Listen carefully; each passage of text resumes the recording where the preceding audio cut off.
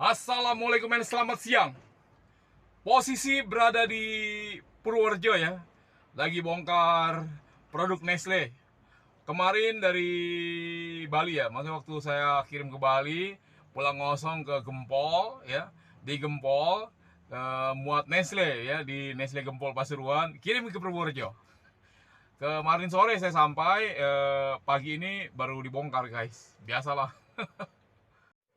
Untuk video kali ini ya, saya akan berbicara tentang profit dan benefit yang diperoleh oleh pengemudi Semesta Mandiri Transport secara umum ya. Iya, memang banyak ya teman-teman yang bertanya tentang gimana sih di Semesta, gimana sih di MGM, gimana sih di Geraha Trans. Ya guys, pada dasarnya kalau menurut saya yang saya wawancara dengan orang-orang, maksudnya para pengemudi yang di Gerahatran, yang di MGM, ya, atau yang di Javu dan lain sebagainya, yang masih dalam bentuk perusahaan ekspedisi ya, pada dasarnya sama aja guys. Sama saja, hanya yang beda rinciannya aja ya. Kalau di MGM ada ini, di Semesta ada Ono. Kalau di Semesta ada Ono, di MGM ada ini. Ya begitulah guys. Kalau dihitung-hitung sama saja. Oke lah, saya akan jabarkan tentang profit dan benefit yang diperoleh oleh pengemudi Semesta Mandiri Transport. Yang pertama adalah uang standby. Jadi apabila pengemudi baru yang sudah diterima oleh pihak Semesta Mandiri Transport itu, yang pertama adalah standby dulu. Ya, setelah sampai di Cikarang, serah terima unit ya, lalu standby. Ya, standby itu ya pokoknya harganya uang standby. Ya lumayan aja sih guys. Buat makan. Buat makan lah, makan hidup sederhana ya guys. Ya, bukan buat makan tongseng, makan sop iga. Waduh, repot guys. Makannya ya yang sederhananya tahu tempe, telur. Cukuplah buat satu hari itu makan ya guys. Ya, sambil menunggu DO ya. Ya, begitu juga dengan pengemudi yang baru tiba di Cikarang ya, pulang ngosong ya, atau selesai bongkar sampai di Cikarang. Di bawah jam 12 siang ya, selama masih di bawah jam 12 siang, itu masih dapat uang standby. Besok paginya dapat uang standby. Tapi kalau di atas jam 12 siang, tidak dihitung. Begitulah ketentuan yang berlaku. Yang kedua adalah sisa uang borongan.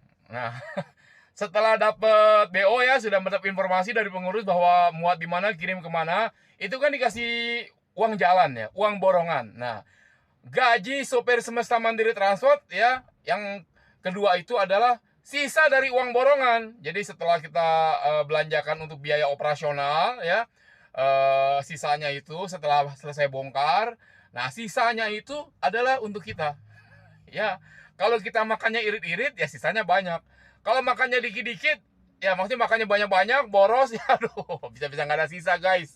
Jadi bagaimana kita harus bisa membelanjakan uang borongan itu dengan baik gitu ya, dengan hemat lah, agar dapat sisa uang borongannya lebih besar.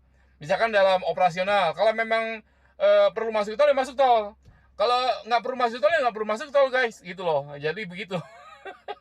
Ya kalau memang misalkan pada kondisi yang macet parah di depan, di arah tujuan kita, coba aja masuk tol. Biasanya kalau saya sih tol-tol dalam kota ya, tol-tol dalam kota tuh seperti di Jakarta Cikampek ya, masuk Cawang keluar Cikampek, terus Palikanci masuk Palimantan keluar Kanci di dalam kota Cirebon, atau masuk Krapyak keluar Serondol. Kalau di Surabaya tuh mungkin masuk ke Bokmas keluar Tendes. Ya begitulah guys, pokoknya di dalam kota aja lah.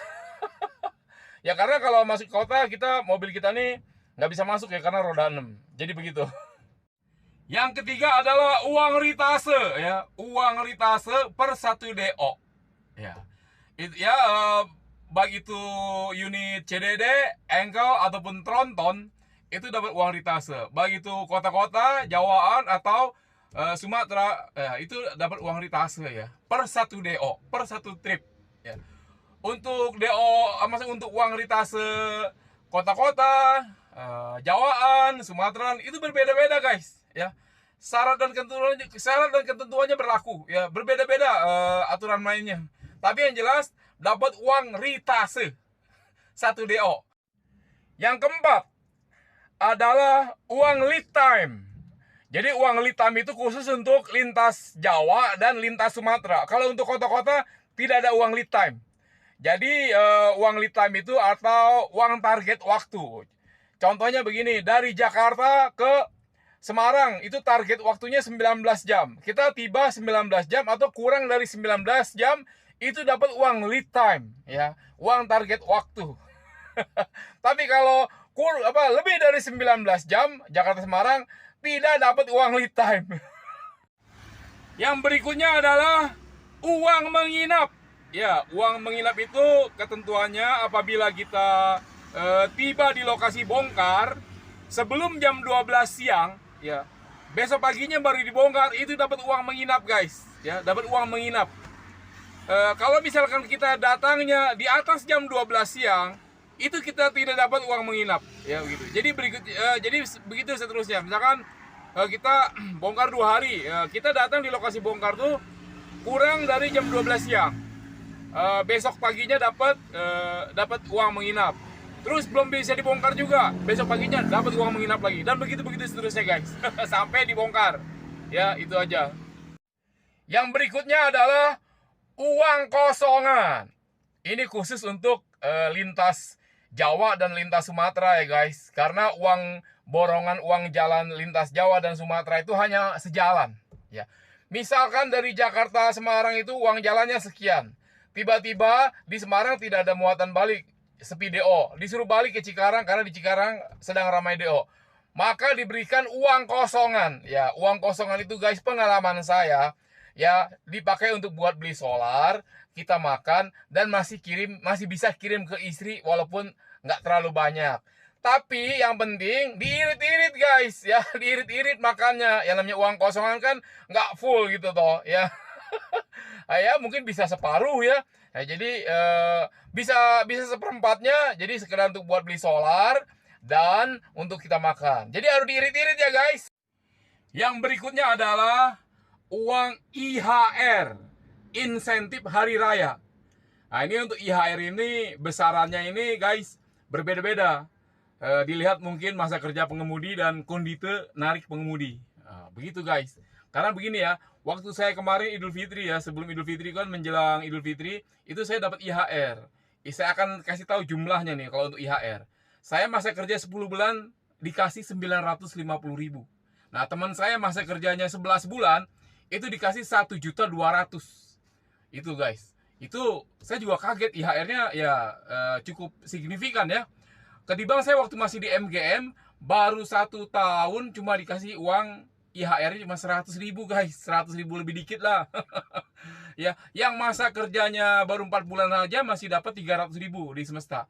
Jadi ya agak sedikit lebih baik, tapi memang seperti di MGM IHR-nya kecil, tapi kan di MGM 10 tahun dapat motor.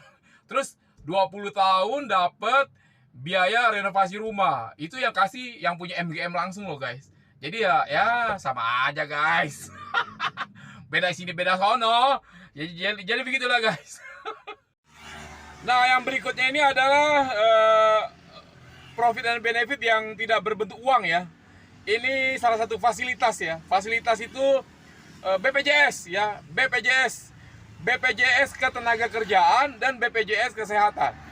Untuk BPJS Ketenagakerjaan biasanya itu kan perusahaan ekspedisi itu hanya meliputi ya, hanya mencakup 2 saja ya, yaitu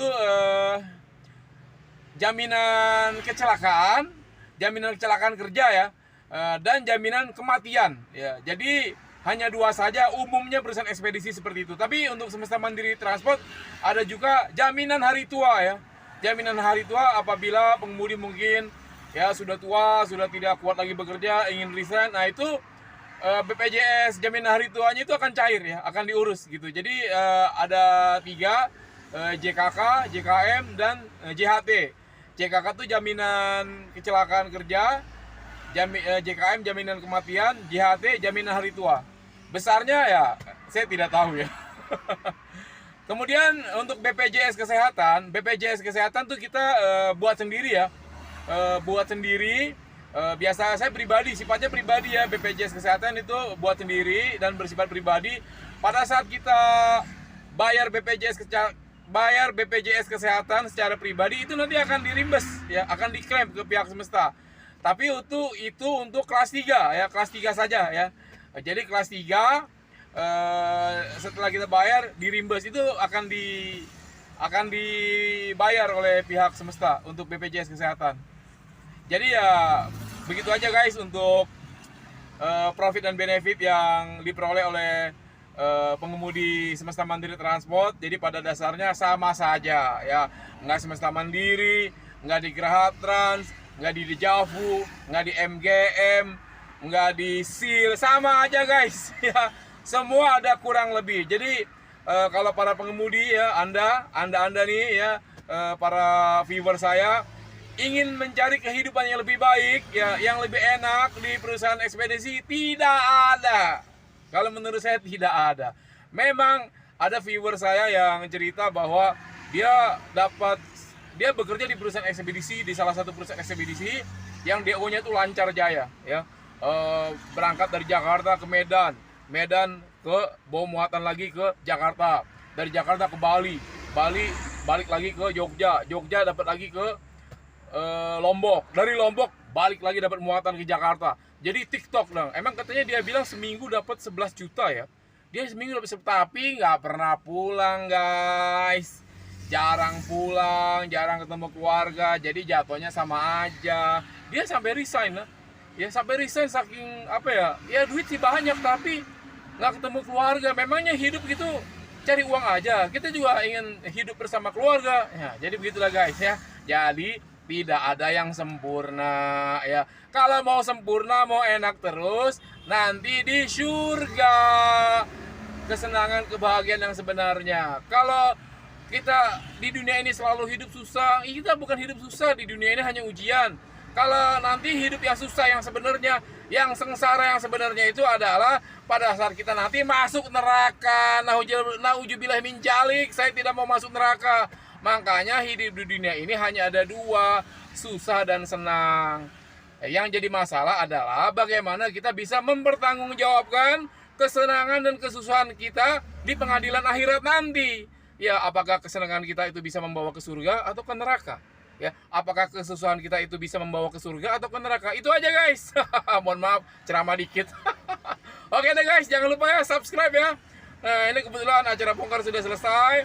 Nah, ini saya dapat instruksi untuk pulang kosong ke Cikarang. Dan uang kosongannya sudah ditransfer. Berapa tuh uang kosongannya? Rahasia.